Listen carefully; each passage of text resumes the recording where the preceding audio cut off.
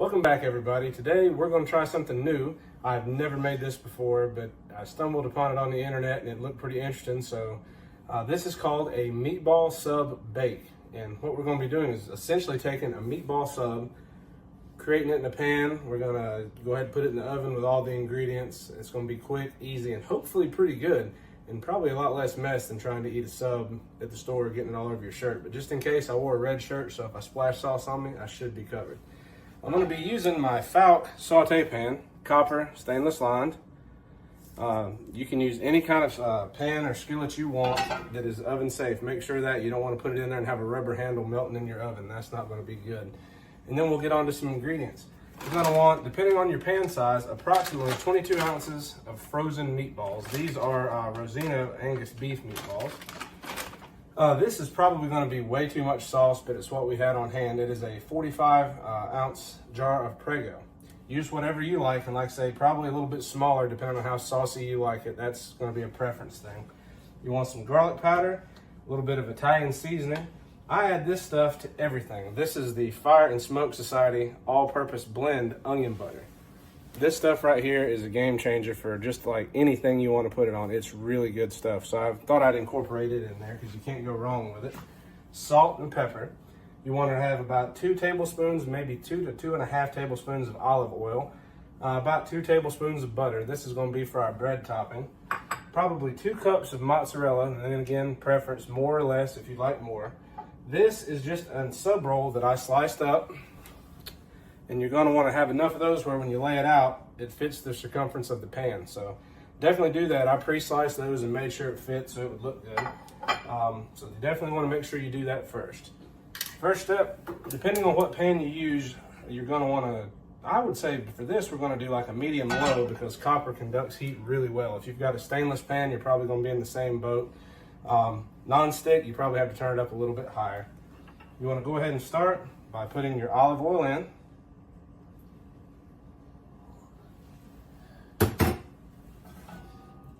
Bottom of the pan coated pretty good there.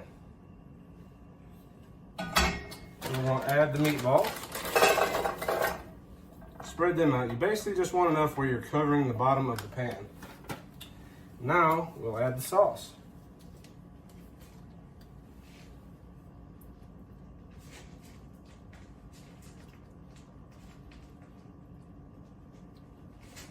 You know what, I might have told you wrong. This might be about right. I might have a little bit left over, but it's not going to be much. I think I'm just going to put the whole thing in there, so correct that. If you've got a 45 ounce jar, you're probably good. Then we're going to go ahead and just make sure everything is nice and covered.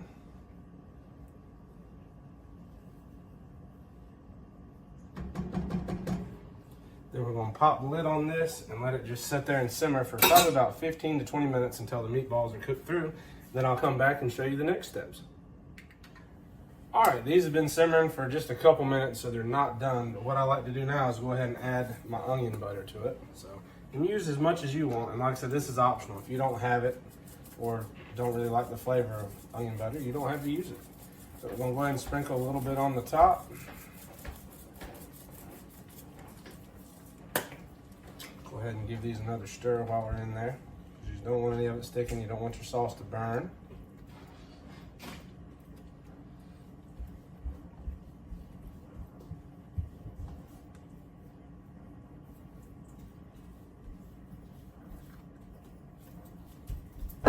Once everything's incorporated, I see you down there, little man. And once everything's incorporated, go ahead and put your lid back on. Let them continue doing their thing. And just every now and again, just pop it open and give them a stir. All right, the meatballs have been simmering for about 20 minutes. So we're gonna go ahead and turn our heat down. Actually, we're going to turn it off. We're done with the burner. Give these a stir.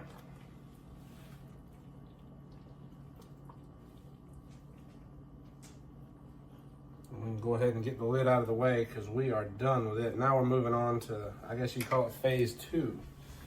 You're going to want to go ahead and preheat your oven to 375. Right about there.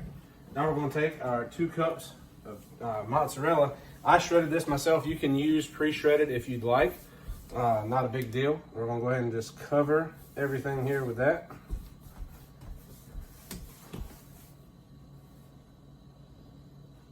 I see you down there, little man. You coming in here to see what's happening? Yeah. It's always nice to have a helper in the kitchen. There he is back there. Oh, we got a cowboy in here today. All right. So go ahead and we'll spread this out where it's nice and even. I'll be right back. 1 second. Take your time there, Buckaroo. All right, and then what I like to do now is add your Italian seasoning. I love this stuff. So give a nice little generous topping of everything. Plus it adds some nice color to it too when you get it out of the oven. All right, so then what you want to do with your butter, go ahead and throw it in the microwave, melt it. Usually takes about 30 seconds. Then this is a preference thing too. Go ahead and grab your garlic powder, however much you like. If you like it really garlicky, put more in there.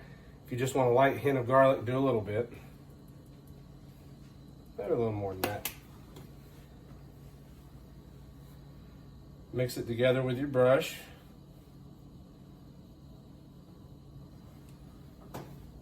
Then let's go ahead and arrange this bread on the outside here. Just make a ring.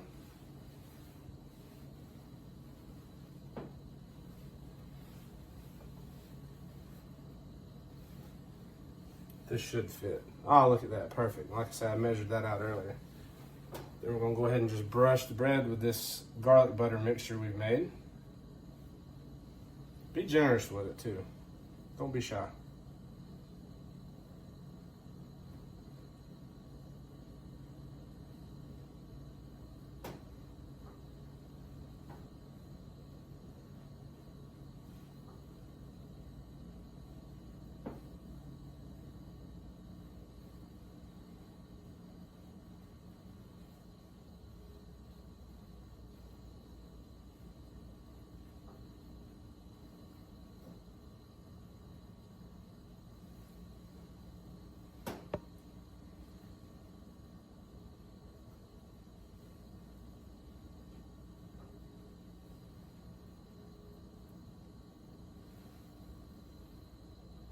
I just can't get enough on it, so I'm gonna just pour a little out there.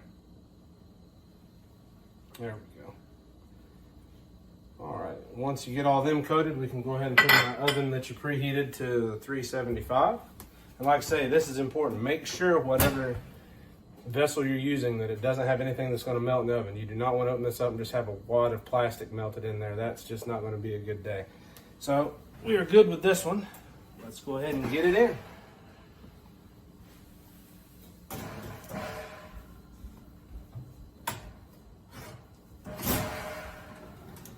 And we will let it do its thing for about 15 to 20 minutes until the cheese gets bubbly, gets a little color on it, and then we'll pull it out and see how it looks.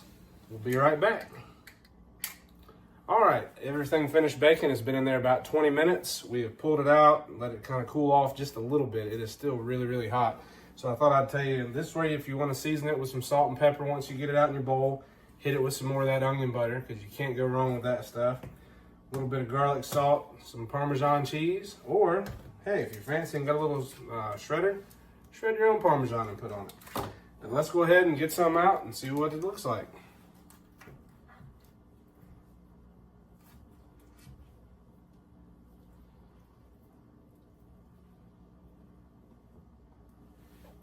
Definitely saucy enough for sure.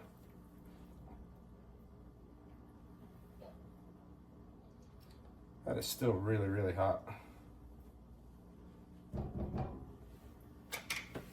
I'm gonna go the easy route and hit this up with a little bit of the jarred Parmesan. Get you a fork. Check that out. It really is kind of like a little meatball sub in the bowl right there. That's pretty cool. Let's go ahead and try it out.